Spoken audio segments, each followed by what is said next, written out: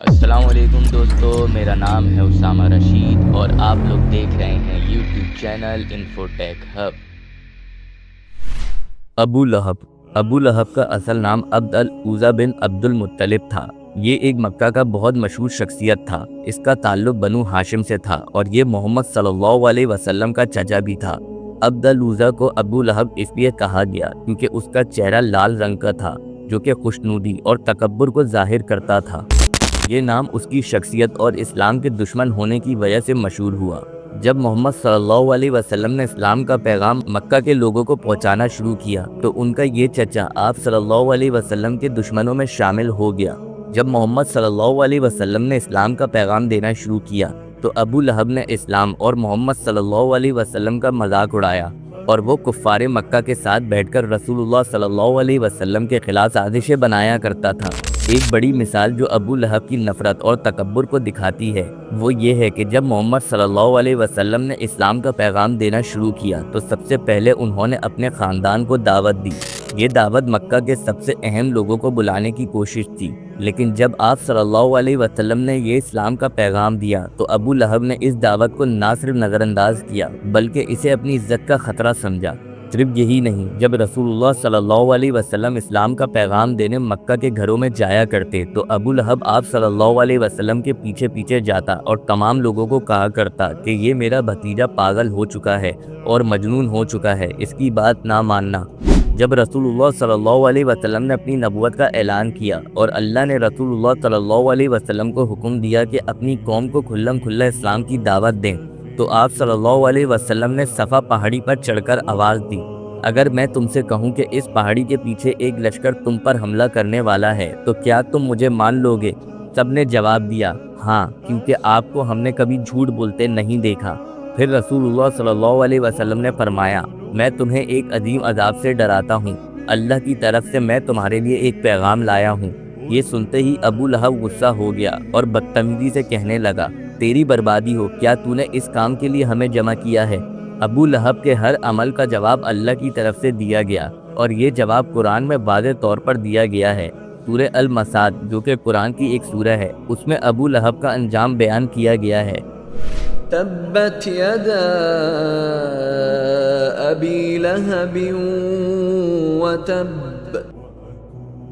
टूट गए अबू लहब के दोनों हाथ और वो नामुराद हो गया।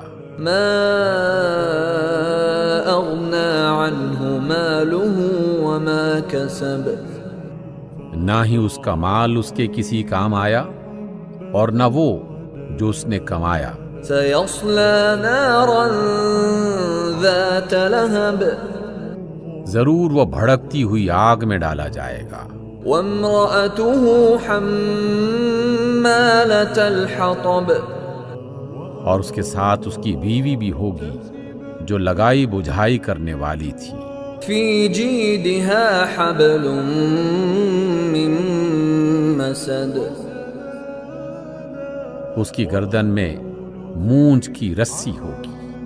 अबू लहब का अंजाम अल्लाह की तरफ से एक अजाब था। सूरह अल मसाद के जरिए अल्लाह ने उसकी मालूमात दी और उसकी जान की खुशियों का कोई फ़ायदा नहीं होगा क्योंकि आखिरत में वो हमेशा के लिए दर्द और अजाब में मुब्तला होगा।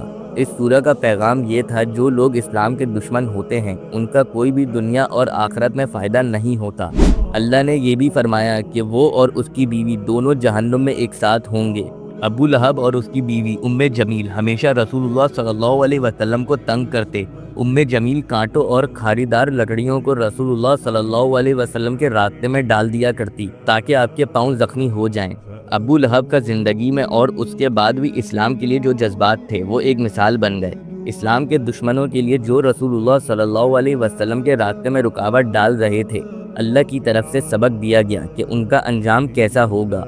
अबू लहब का जो अंजाम था वो सिर्फ उसका ही नहीं बल्कि वो हर उस शख्स के लिए वार्निंग थी जो इस्लाम के खिलाफ नफरत भरे जज्बात रखता है। अबू लहब की जो आखिरी ज़िंदगी थी वो बहुत ही दुख भरी थी। जब अल्लाह ने उसकी नफरत को अपने पैगाम से जवाब दिया, उसके बाद से वो हर वक्त गम में डूबा रहा। उसकी ज़िंदगी में इस्लाम का जो बुग़्ज़ था उसका इंतहा आखिरत में बहुत खौफनाक था। इसलिए सूरह अल मसाद का पैगाम हर इंसान को ये समझने का मौका देता है कि जो भी अल्लाह के पैगाम को अपनी नफरत और तकब्बुर की वजह से नज़रअंदाज करेगा उसका अंजाम अल्लाह के यहाँ इबरतनाक ही है। جب جنگ بدر ہوئی تو ابو لہب جنگ میں نہیں گیا، لیکن اس نے ایک شخص کو اپنی جگہ بھیج دیا۔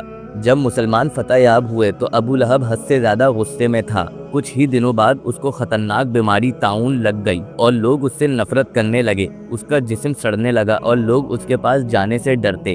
جب وہ مر گیا تو اس کے گھر والوں نے بھی اس کو ہاتھ لگانا پسند نہیں کیا اور دور سے پتھر پھینکتے رہے تاکہ وہ گڑھے کے اندر خود گر جائے۔ صحیح بخاری کی حدیث کے مطابق آپ صلی اللہ علیہ وسلم کی جب پیدائش ہوئی تو ابو لہب کی ایک لونڈی تھی جس کا نام سویبہ تھا۔ اس نے ابو لہب کو خوشخبری سنائی کہ تمہارے بھائی عبداللہ کے ہاں ایک بہت خوبصورت بیٹا پیدا ہوا ہے۔ ابو لہب کو بھتیجے کی محبت نے جوش مارا اور اس نے انگلی کے اشارے سے اپنی اس لونڈی کو آزاد کر دیا۔ پھر اس کے مرنے کے بعد آپ صلی اللہ علیہ وسلم نے ایک بار خواب میں ابو لہب کو دیکھا تو آپ صلی اللہ علیہ وسلم نے دریافت کیا تمہارا کیا حال ہے؟ تو ابو لہب نے کہا ہر وقت عذاب میں ہوں اور آگ میں ہوں، کاش آپ پر ایمان لیا آتا، لیکن جس دن میں نے آپ کی پیدائش کی خوشخبری سن کر اپنی لونڈی کو آزاد کر دیا تھا تو اس دن میرے اس عمل کی وجہ سے عذاب میں کمی ہو جاتی ہے۔ ابو لہب کا انجام اس بات کی مثال ہے کہ انسان کے لیے اپنی زندگی میں ایمان اور حق کا قبول کرنا بہت ضروری ہے تاکہ وہ اپنی آخرت میں سکون اور امن کی طرف بڑھ سکے۔ اگر آپ لوگوں کو ہماری یہ ویڈیو پسند آئی ہو تو لازمی ہمارے چینل کو سبسکرائب کر دیں۔ ابھی کے لیے ہمیں دیں اجازت، اپنا بہت سارا خیال رکھیے گا۔ اللہ حافظ۔